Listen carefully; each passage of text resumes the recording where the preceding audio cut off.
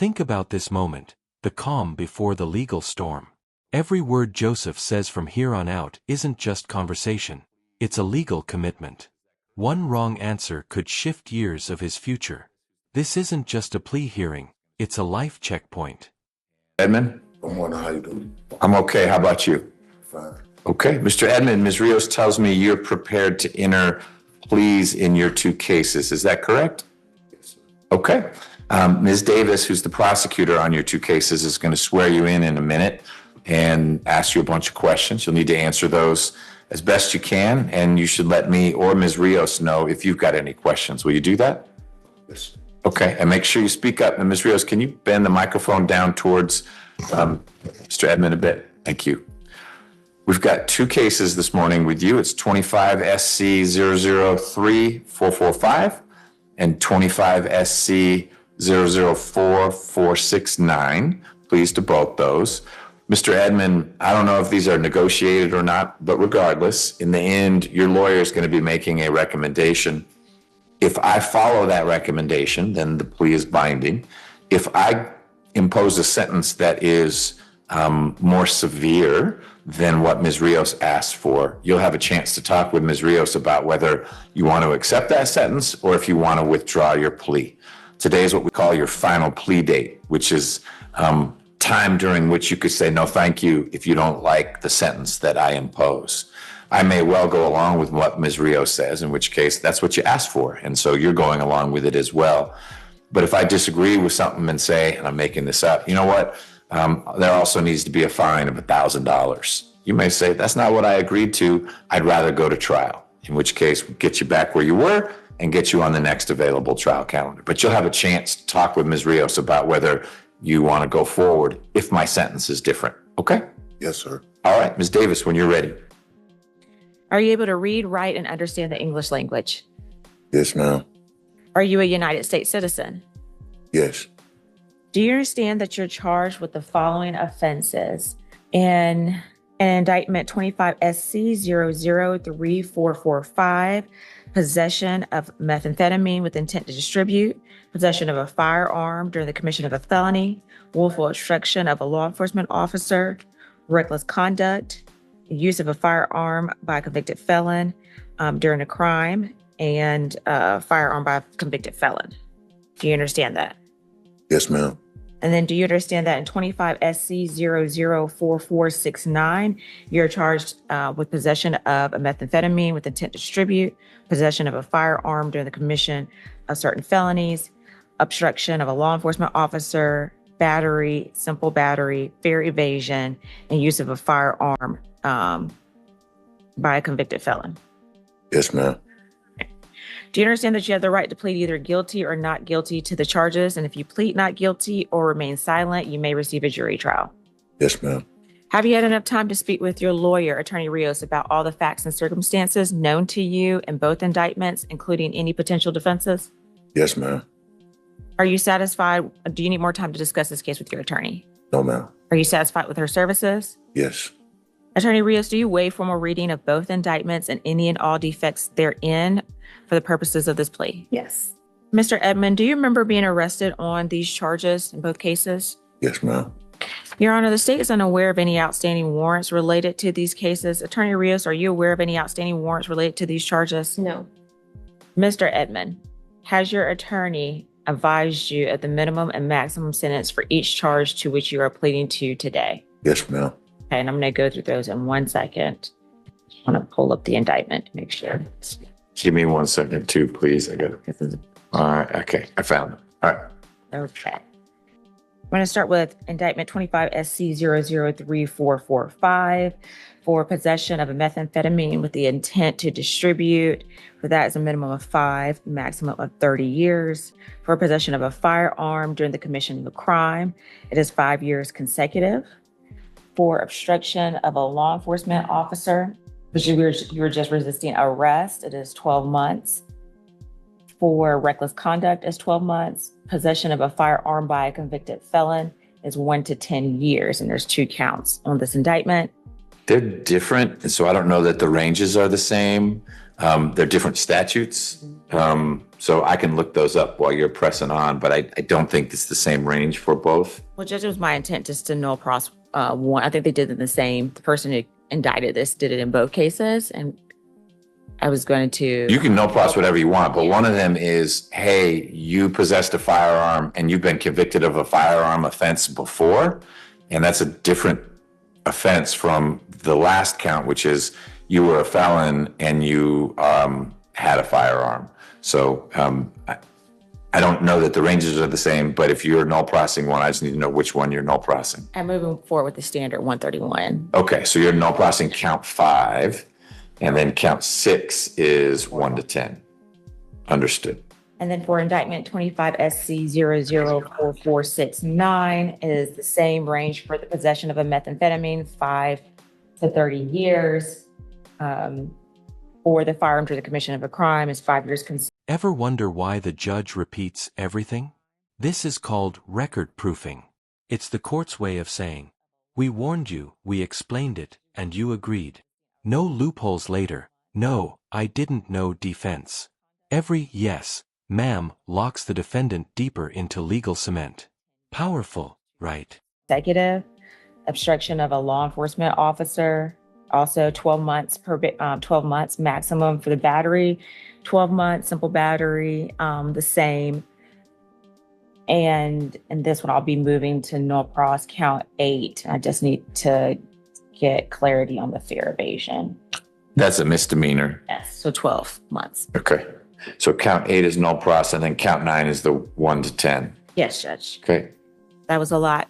Do you understand everything that we were saying about the maximum possible sentence for each charge to which we described? Yes, ma'am. Do you understand that today you are entering a non-negotiated plea or a blind plea? This is where the state will still make a recommendation to the court. Yes, ma'am. Okay. Do you understand the court can impose any sentence authorized by law, including a higher sentence than that recommended by the state, up to the maximum sentence on each charge? Yes, ma'am. And then the judge already explained to you that you have the right to, at this stage, withdraw the plea if you are not in line with the sentence imposed. Yes. Okay. Do you understand that this plea may be used to enhance sentencing on other convictions in this jurisdiction, as well as other jurisdictions, including federal courts? Yes, ma'am. Do you understand that if you're not a United States citizen, a guilty plea conviction will affect your immigration status and will result in deportation, just like a conviction at a trial would? And that is true regardless of any advice by your attorney or anyone else. Yes, ma'am. You understand that by pleading guilty to a felony, if you use, receive, possess, or transport a firearm or use a firearm in a crime, you would be guilty of a felony, which can carry a sentence from 1 to 15 years in prison. Yes, ma'am. Do you understand there may be other adverse or unfavorable consequences as a result of this guilty plea conviction, just as there would be from a conviction following a trial? Yes, ma'am. For example, your guilty plea may affect the right to vote, to hold public office, to serve on a jury, to obtain a passport, to receive, possess, or transport a firearm, or the ability to obtain employment. Yes, ma'am. Do you understand that you waive any and all defenses, including any mental health defenses, by entering this plea of guilty? Yes, ma'am. Do you understand that by pleading guilty, you're giving up the following rights? And I'm going to go over 9 and then ask you, do you understand? Okay.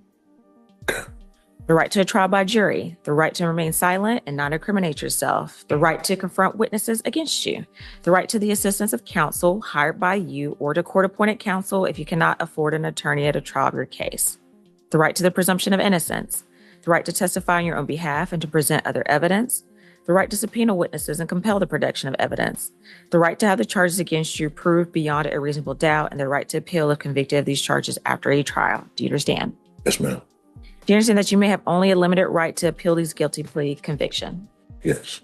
Do you understand that you have only 4 years from today for the felony charges and 12 months from today for the misdemeanor charges to file a habeas corpus petition challenging the voluntariness of this guilty plea? Yes, ma'am. How do you plead to the charges in indictment 25 SC 003445, possession of methamphetamine with the intent to distribute, possession of a firearm to the commission of a felony, willful obstruction of a law enforcement officer, reckless conduct, and possession of a firearm by a convicted felon? Yes. How do you plead to indictment 25 SC 004469, possession of a methamphetamine with the intent to distribute, possession of a firearm to the commission of a felony, willful obstruction of a law enforcement officer, battery, 2 counts of simple battery, fair evasion, and possession of a firearm by a convicted felon. Guilty. Has anyone forced you, threatened you, or promised you anything to get you to enter this guilty plea? No, ma'am.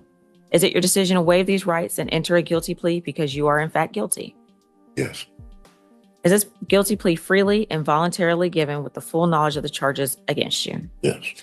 Your Honor, the state believes the evidence would show at trial that in indictment 25 SC 003445, the officers with the Atlanta Police Department were surveilling the area of a package store in a high crime area. That location was 842 Ralph David Abernathy Boulevard in Atlanta, Georgia, in Fulton County. Officers were using the Fusus camera system, whereas the surveillance camera footage. They were able to observe a male conducting multiple hand-to-hand drug transactions. He also lit a firework and threw it on the sidewalk where pedestrians were walking. Officers approached him, attempted to detain him, but he resisted. That individual was identified as the defendant, Mr. Joseph Edmund.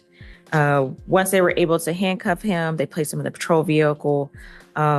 They did also locate on his person a Glock handgun in his waistband. A search of his backpack yielded a large amount of marijuana and suspected MDMA pills. It was confirmed by the GBI that they were actually methamphetamines, and it was 5.8 grams. The marijuana was not tested.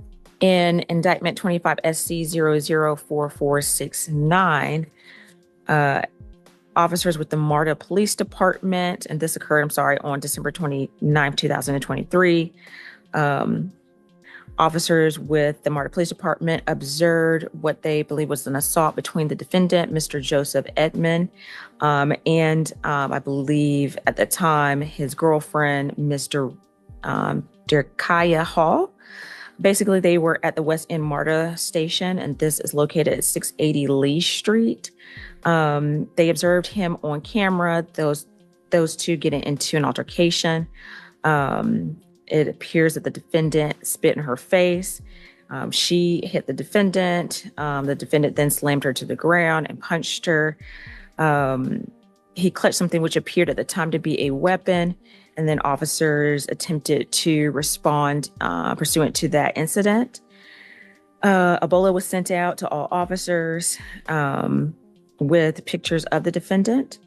And on January 8, 2024, they spotted him at 832 Ralph David Abernathy Boulevard in Atlanta, Georgia, in Fulton County.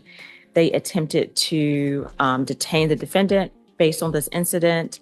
He attempted to leave by jumping on a scooter and then running on foot. They were able to detain him. They also located at that time a handgun in his waistband, some MDMA pills, also some marijuana as well. But the GBI did test those pills and confirmed they were methamphetamine, weighing 5.5 grams. Our recommendation for the court originally was for a 10-year sentence, for 5 of those years to be served in custody, the balance on probation. When you say originally, are you going to say a different sentence now, or that's still your recommendation? That's still my recommendation. Okay. I did say originally, Judge. Originally Right. And currently. Okay. For the defendant to serve 5 years in custody, balance on probation, drug and alcohol evaluation and treatment if required, for him to complete his GED or provide proof to probation, complete 60 hours community service, forfeit all firearms, have no contact with the victim, and to stay away from all incident locations. All right. Have you had any contact with Ms. Hall or someone in your office? I have not personally, and I just want to triple check and see if anybody from our office was able to reach her. I don't have that we've made contact with the victim. Okay. Got it. Hello, Ms. Smith-Mann. We swapped out personnel from pretrial. Appreciate the coverage today. Have you had a chance to run Mr. Edmund's criminal history? Yes, Your Honor, I have. What I have before me is 43 cycles. Last arrest was 2024 FTA 2007 felony obstruction convictions. And Your Honor, these will all be felony convictions. 2008 felony obstructions, 2 counts. 2009 robbery, felony obstruction. 2010 sale of marijuana. 2010, sale of marijuana. 2012, theft by receiving stolen property, forgery, second degree, possession of a firearm by a convicted felon, sale of marijuana, conviction. 2012, sale of marijuana. 2015, theft by taking, possession of firearm by a convicted felon. And 2016, possession schedule 2, conviction. Nothing further, Your Honor. All right. Thank you so much. You're welcome. Officer Okuzu, is Mr. Edmund on probation for any of those cases still? No, he's currently not on probation, Your Honor. All right. Ms. Rios. Yes, Your Honor. Mr. Edmund is 35 years old. I'm 36 years old. He was working at long service, self-employed. So he's been on and off with employment. He has a drug problem. I have gotten him into the Salvation Army program. I have an acceptance letter for them. He wants to change his life and do well for his children. He has 5 boys and 1 girl and 1 grandchild. One of his sons passed away while he was in jail. I believe I sent Ms. Nelson the obituary for his son. And so he wants to be able to be there for the children that are living and make a change. I know based on his history, it looks like a lot of it was selling, but it was supporting a habit. He does have an addiction issue. So I'm hoping with the rehabilitation program that he will be able to kick this habit. His drugs of choice are meth for the most part. So for case 25 SC 003445, I'm asking for count 1 to be 10 serve 8 months, count 2 5 years consecutive, count 3 12 months, count 4 8 months to serve, count 4 8 months to serve, count 5 was all crossed, right. And then count 6 10 years serve 8 months. And then on 25 SC 004469, I'm asking for count 1 to be 10 serve 8 months, count 2 5 years consecutive probation, count 3 8 months, count 4 8 months, count 5 8 months, count 6 8 months, count 7 8 months, count 8 is now processed, and then count 9 10 serve 8 months. So total of 10 serve 8 months with the 5 years consecutive probation. Okay. Mr. Edmund, anything you want to add to what Ms. Rios has already shared with me? Yes. I'm asking for the mercy of the court because, my child died in February, and, that made me feel like it made me feel real bad about it. Like I wasn't even there to be there. I was in jail just because of the bullshit that I do, just for a habit, just to get drugs. You know what I'm saying? And, I have more kids that need me. And my daughter, she trying to go to college and she need me. And I just wanted to change my life around. And I never had help doing that. Nobody never helped me, period. Try to, change my life. I always get in, get out. You know what I'm saying? I never had a program. I never, been in a situation where I could help me and myself so I could help my kids. You know what I'm saying? And it just be hard. It's depressing. And, it's pitiful. So I'm just asking for the mercy of the court. It just, at least just deal with me one more time. Here's the raw truth. The law sees a repeat offender, but the camera catches a broken father. Addiction, grief, guilt, all in one plea for mercy. The question for us, the viewers, is simple yet haunting. Can a system built on punishment ever truly deliver redemption? Okay. Well, I appreciate you sharing that, and I'm glad you're realizing how the choices you've been making, and it sounds like it's often driven by addiction, not that you're Yes. willfully making those choices are destructive for you and for your family. You mentioned you've got a daughter who's trying to go to college. How old is she? She's 17. She has my grandson. Okay, so she's in high school now? Yes. She a junior, a senior? She's in 10th grade. 10th grade? Okay. And she's the one who, she has a kid and that's your grandkid. Okay. Who does she stay with to help her manage things? She stays with her boyfriend. Okay. Right now at the moment. Got it. And is the boyfriend the father of the child? Yes. So they're together as a family? Yes. Is your daughter still in school? Is she able to stay in school? She's working, but she's trying to maintain right now. Sure. Because she don't have no help. Got it. Does the boyfriend work? Yeah, both of them work. Okay, so they're both working to try to keep their household going. But the grandma, the boyfriend's parents been watching them and they've been complaining. So it's just like, I'd rather just help her. Sure, I bet you want to be there to help. Yes. Is that daughter your oldest child? What a powerful hearing today. Judge's calm yet firm approach truly showed what justice looks like when fairness meets empathy. Every question, every pause, handled with such care and professionalism. We witnessed not just a legal process, but a human story, one man's plea for another chance and a judge ensuring every word carries weight. If you felt the emotion behind this courtroom moment, stay connected with Ruling Today, where real hearings meet real justice. Hit that like button if you respect how the judge managed this complex hearing, share this video with someone who believes in second chances, and tell us in the comments, what did you think of today's verdict and the judge's conduct? Thank you for watching, and for standing with us as we bring real courtroom stories, one hearing at a time.